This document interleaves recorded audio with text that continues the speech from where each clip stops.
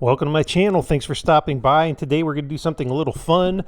We are going to fan cast the Phoenix Saga. That's right. I am going to give you my ideas of who I would cast in a theoretical film based on the Phoenix Saga, specifically Book 1, Dawn of the Phoenix. Okay, so I'm just going to jump right in. And as I go through these, I'm not going to talk much about the plot of the book. You can either read the book or actually have another video here where I talk extensively about what the book is about, what the series is about, so you can check that out.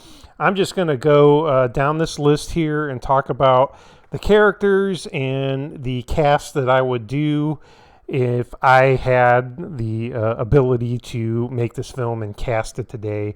Just a fun thing I wanted to do because I just thought it would be a neat way to just discuss these characters and the series as a whole. All right, so let's just jump right on in. And the first character I'm going to talk about is Malachi. Now, of course, Malachi is the main character of the entire saga.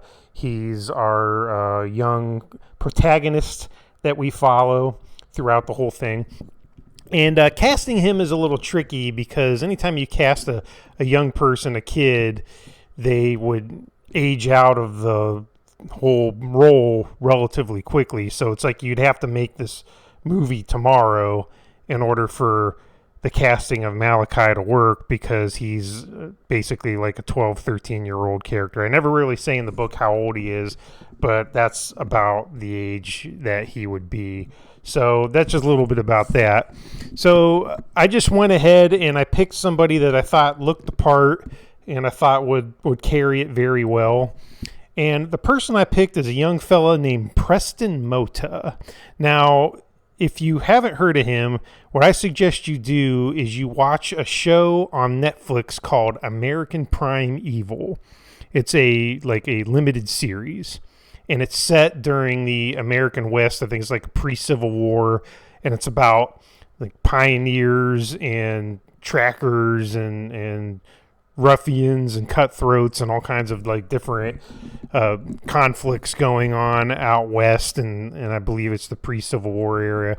And this young fella plays like a boy who's with his mother throughout the story, and they're trying to make their way through that like hostile territory to get to safety. I thought he was a good actor. I was impressed with his ability in that story, and just looking at him, he looks like what Malachi looks like in my mind. So I just thought I would start with him. Like I said, this one's more of a placeholder because this young gentleman would likely age out of the role really quickly. But again, we're just doing this theoretically. This is just my fan casting. Just pretend we're shooting the movie tomorrow. That's who I would do. So Preston Mota gets my vote for Malachi. All right, so then we're going to move on to the next character, and that is Malachi's dad, and his name in the book is Xavier. Now, I need an actor who could embody this character. So this character is very stoic. He's a good community leader. He's a good husband. He's a good father, but he's also very driven. He's got a mission that he's on. He's very much embroiled in like an issue that he's trying to solve. So you need an actor who can be warm, who can be approachable, who could be genuine, but also have like a silent strength behind him. And I feel like I needed an actor who could embody that. So what I'm going to do here is, it's the only time I'm doing this in this video, is I'm going to combine an actor that was in something that another one of my picks was in, and that is, I'm going to go with Taylor Kitsch, who was with Preston Mota in that show, American Prime Evil. In that show, he plays like a gunslinger, like a mountain man who takes Preston Mota's character and his mother and guides them through that nightmare scenario in the Old West. He's like a protector for him, and he's really good in that. So I've always been kind of a fan of Taylor Kitsch anyway. He's been in lots of things that have interested me, going all the way back to like Friday Night Lights, a football show about high school. but he's kind of grown beyond that. He was actually John Carter of Mars in the John Carter movie. I just like the dude. He's likable, and he's a good actor, and I think he can embody the role of Xavier very well. So that's the only time in this whole thing that I'm combining actors that were together in something else, because I want to spread the cast out a little bit, and I don't want this to be like a reunion of some other movie or show that was out there. But Taylor Kitsch and Preston Moda are Malachi and Xavier, father and son. I think that would work very well. All right, so let's move on to the next character, and as a very important character in the series, and that is Malachi's mother, Elsa. Now, she is a huge presence in this series. We do quite a bit through her point of view. I'm not, again, going to get into the plot, but she will eventually, as the series progresses, have a lot to do, have a very important part to play, have a lot of dialogue, have a lot of emotion she has to put forth, a lot of vulnerability, a lot of anger at points, and then just a lot of sadness at points. There's like a real range of emotions that any actor that would take on this role would have to do. So I'm going to go with a character actor that has always interested me. I've always thought was a good actor and has done quite a bit of genre stuff. And I'm going to go with Mary Elizabeth Winstead to be Elsa. Again, this kind of goes back to what I said, where she's been a character actor. She's done genre stuff. So she's done sci-fi. She's done fantasy. She's been in the Star Wars universe. She's done 10 Cloverfield Lane. She did a reboot of The Thing. She's done a lot of cool genre sci-fi-esque type work. And I think that somebody with those chops would do well here, because this would be a very CGI heavy movie. This would have a lot of green screen, because what she's playing is one of the Illyrians who live in a very like mythical environment. They live on a mountain city that's very ornate, that's very otherworldly, and it would have to be created and rendered, and then you'd have to have an actor that could embody that environment, be imaginative, and feel like they were comfortable in that space. And I think because Mary Elizabeth Winstead has done quite a bit of genre and things of that nature, she would fit in well. Plus, I just think she could handle the demands of the role, because it would be a complicated role to do. Because like I said, she has to go through quite a bit of catharsis in this story. She's ill for a lot of it, but she has to power through that and embody strength even though she doesn't feel good. And she has to take on a whole bunch of stress and problems in her community and try to overcome. So I think she has that silent strength that would work well for this character. All right, so that's Elsa. That's the trifecta of Malachi's mother and father characters. Now we're going to go into another one of the Illyrians, a very important character in the story, and that is Stratus. Now, Stratus is a bit of an antagonist. He's not an evil person. He's not what I would consider to be a bad guy per se, but he is a counter to Malachi and his family. He is at odds with them. He doesn't like what they're doing, and he's pushing back. And he's also someone in the community that has a lot of clout. He's an elder. He has a lot of say in what things happen in that community. He's kind of a community leader. He's looked up to. He's very well revered. And in that community, if you're an older person, if you're an elder, then you're well respected, and that carries a lot of weight. And he becomes somebody that really is in opposition to what Malachi, Xavier, and Elsa want in the story. And he's an expert orator. He speaks clearly, passionately. He can really do a speech and chew it up and make it compelling. And he's got this like talent to get people to follow him and follow his cause and his version of what things should be done. So that's Stratus, very important character, very interesting character, I think. Kind of a villain, but not necessarily a full-blown villain, but has antagonistic purposes behind him. So I wanted an actor that I thought could embody that. All right, you can just see it in his face, see it in his eyes, the intensity that he has, the passion that he has, because he believes that his side of the argument is correct. And the guy I'm going with is somebody you might not have heard of, but you've probably seen. But his name is Ulrich Thompson, and he's a Danish actor. And he was in a show that I discovered recently called Banshee. I discovered it on HBO Max. It's an older show. It was from like, I don't know, 2013 or something like that. It ran about 3 or 4 seasons. And it's a really interesting show. In it, he plays an ex-Amish guy. He was Amish, and he leaves the Amish sect, and he becomes a crime kingpin in the town of Banshee, Pennsylvania. And he is just a murderous, cutthroat, dog-eat-dog, just hardcore gangster kind of dude. He goes from being an Amish person who can't stand living in that world anymore, and he leaves the sect and becomes a gangster. And it's pretty interesting. And his scenes is... He's just great in them, and he really kind of steals the show, in my opinion. And when you watch him play this character, his character named Proctor in that show, I just see him doing his thing in that show, and I'm like, oh man, that is Stratus. Like, if I were to cast this today, he's the guy I would make be Stratus, because he's got that intensity, but he's also got that ability to just kind of have a look on his face that is intimidating. He has that going for him, and he's just a great actor. So Ulrich Thompson, I would definitely have be my Stratus.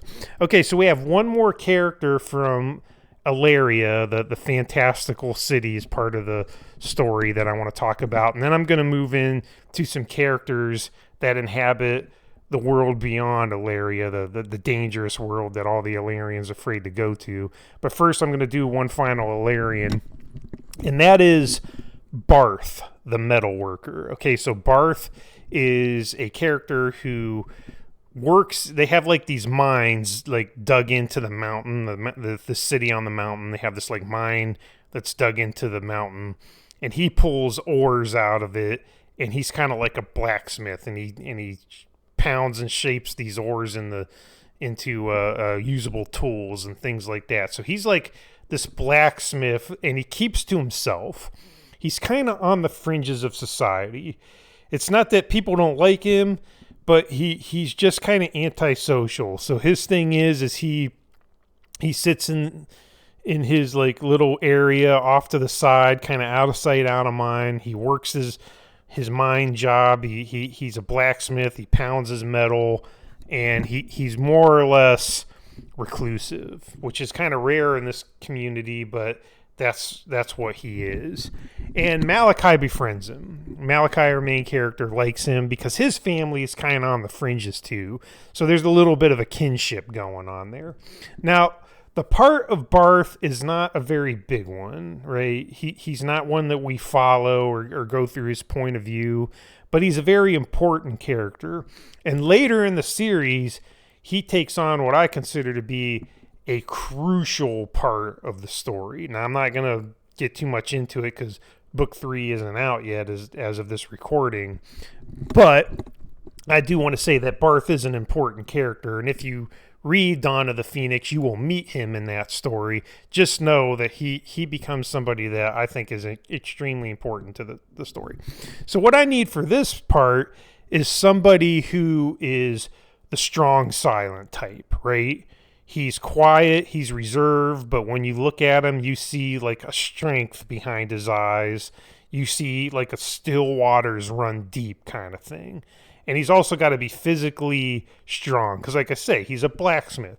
He's pounding on metal with a hammer all day. He's putting rods of iron into hot coals and pulling them out and pounding on them. He's got big arms. He's strong, but he's the strong, silent type, and he doesn't say much. But at the same time, you want him on your side. Let's put it that way.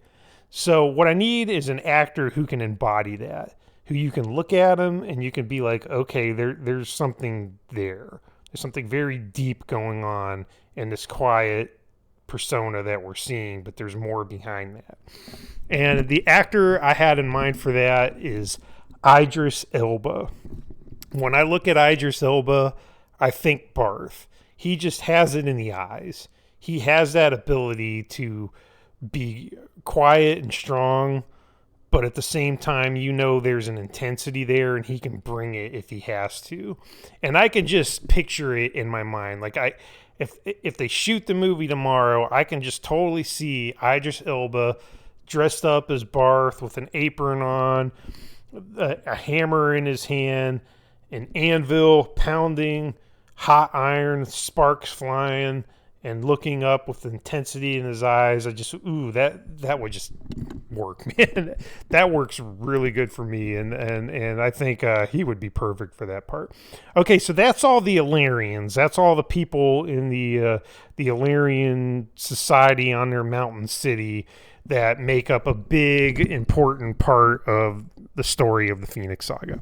So I'm going to get into some characters that are in the world beyond Illyria. So how it's set up is, like I said, I don't want to talk too much about the plot, but you got Illyria. It's this paradise city on a mountain. People there keeping themselves because they're safe up there. And then the world beyond is a place they call the Outlands. And the Outlands are full of creatures and danger and just war and strife and things like that. And the Illyrians stay away from that. But in this world beyond Illyria, there's a lot of that going on. So there are four characters I'll talk about, but there are several characters that are in the Outlands that we want to cast as well. All right, so the first one is our main villain, our main antagonist of the story, and that is Talon the Griffin. So if you know anything about mythology, griffins are like eagles mixed with lions. They got like an eagle head and eagle claws, but like a lion hindquarters and legs and body. And so they're very formal. They can fly and they can scratch at you, and they can just cause some damage. They're very tough.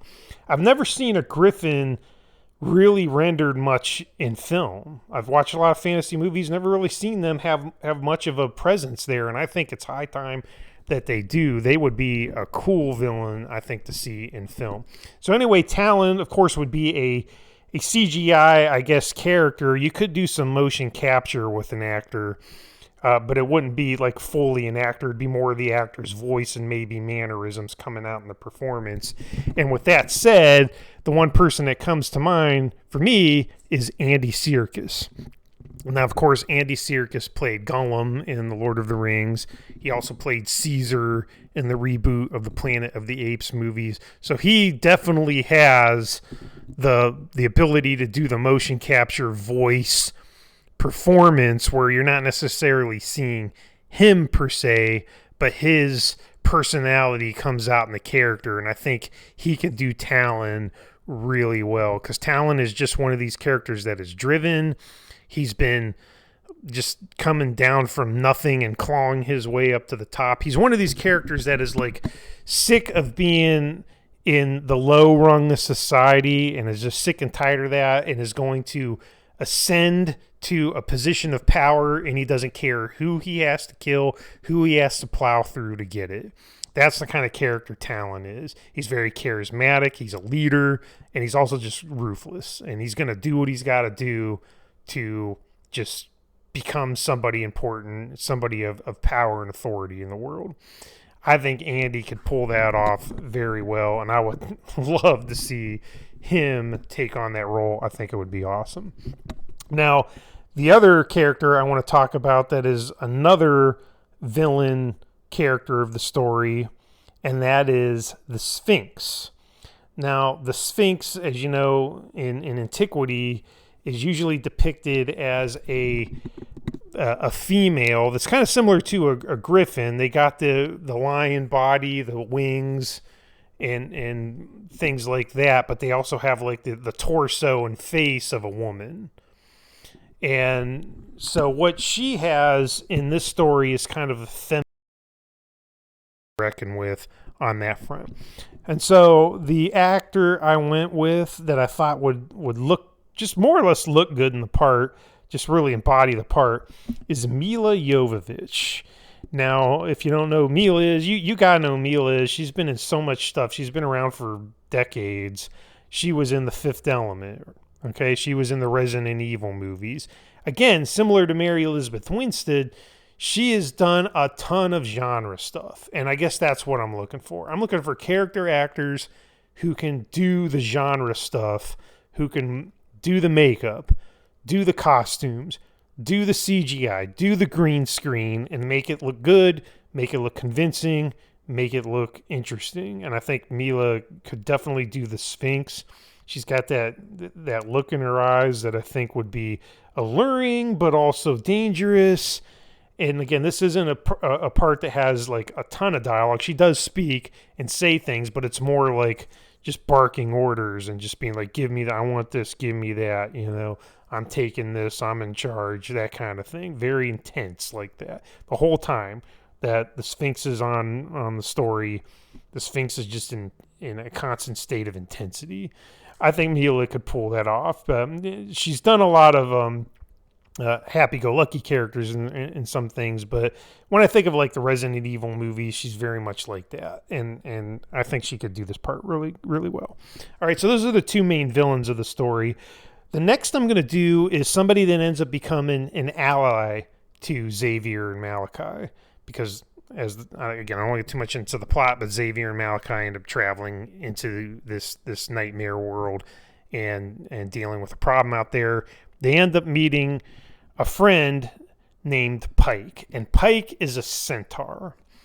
And again, going back to, if you know anything about mythology, centaurs, of course, are half man, half horse. So they're horse, they're man from the waist up, and then a horse from the body down. Hindquarters, they're a horse. So in my version of the mythology that I'm creating here for the Phoenix Saga, centaurs are brawlers. They're boastful. They're bragful. They like to fight. They're all about going out and getting glory and kicking a bunch of butt and hooping it up and then celebrating their victories and just punching each other and just being tough guys. That's who centaurs are. And I have created one of the centaurs to be kind of not necessarily their leader, but a standout in the world. And his name is Pike. And he is what's considered to be like one of the toughest centaurs around. He's a fighter. He's just really good at winning fights and battles. And he's just a tough dude. Now, the other thing about Pike is he's also kind of a swashbuckling cavalier kind of character. I wanted a character that had that devil-may-care, that again, swashbuckling, smart alecky, smart mouthed, just going around being a rogue or being a nerf herder, right? You know, like Han Solo, that kind of thing. I wanted that kind of guy that was just a very charismatic, very jovial, very just swashbuckling hero of that we get to meet in the story, and that's Pike. So I need an actor who I feel like can embody that. When you see them get down the business, they can get down the business and they can kick butt. But when they're not fighting, they're shooting out one-liners. They're delivering quips. They're being charismatic. They're being confident. They're being devil-may-care. They're being that guy. And I picked what I consider to be an interesting actor for that. And my guy I'm going with, which might seem unconventional, but I'm going to go with him anyway, and it is a character and actor named Sam Rockwell. Now, Sam Rockwell has been around for a long time. I remember him all the way back in Galaxy Quest where he played Guy, but he's had a long and storied career of doing really good work, character actor work in films. He's one of my favorite actors. He steals the scene in everything he's in, and he's just what I consider to be a lot of fun and I think he would be able to pull off Pike. Now, my first instinct was to go for somebody like a Chris Hemsworth, who's like superhumanly bulked up, with jacked, with big muscles and all that. Because when I do describe the centaurs in the story, they're barrel chested and they're broad shouldered. They're thick and muscular type people. So yeah, like a Chris Hemsworth or a Henry Cavill type would probably fit the role just fine. But I'm really going for Sam because I want that attitude. I want that acting ability. I want that ability to make the character work.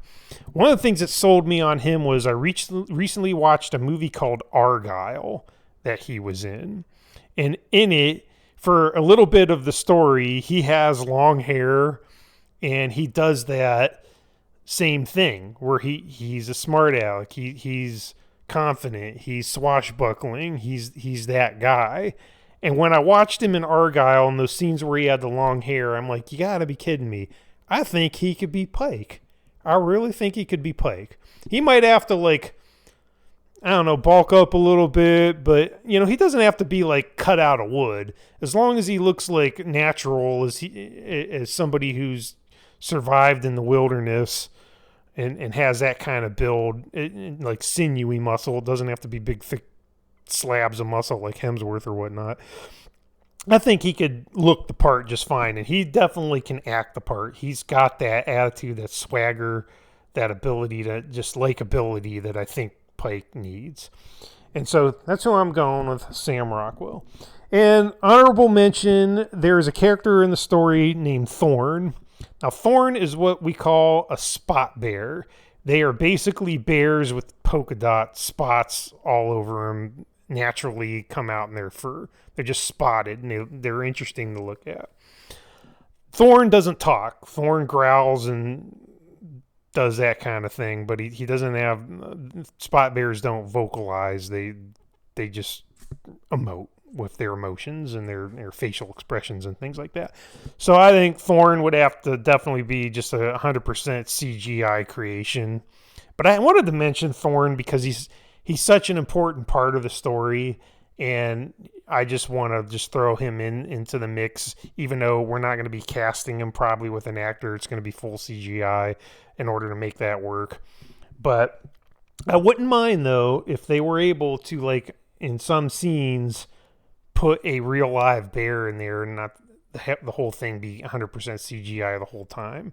That would be interesting. I don't know if they'd be worth it or not, but I just like when realistic things happen in these films rather than everything be 100% CGI. I'm old school like that, but I wanted to mention Thorn just because I love the character.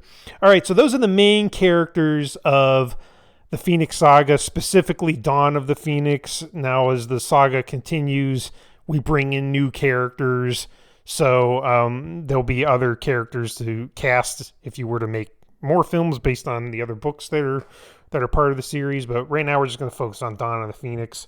These are the main characters that we meet in that story and follow us throughout the rest of the series. And I thought it was just fun idea to just cast who I think would work good in these roles, and here it is. All right, thanks a lot for taking the time to listen. I appreciate it. This was a lot of fun. Check out Dawn of the Phoenix and the next book in the series, which is Trial of the Phoenix, which is coming out as I record this. And if you're listening to this a couple weeks after I record it, then it should be out now. I will have links in the note below, and you can check out those books. I would love it if you could. It's been a labor of love, a lot of fun, and I think there's some things there you'll enjoy. All right, I appreciate it as always, and until the next time, have a good one.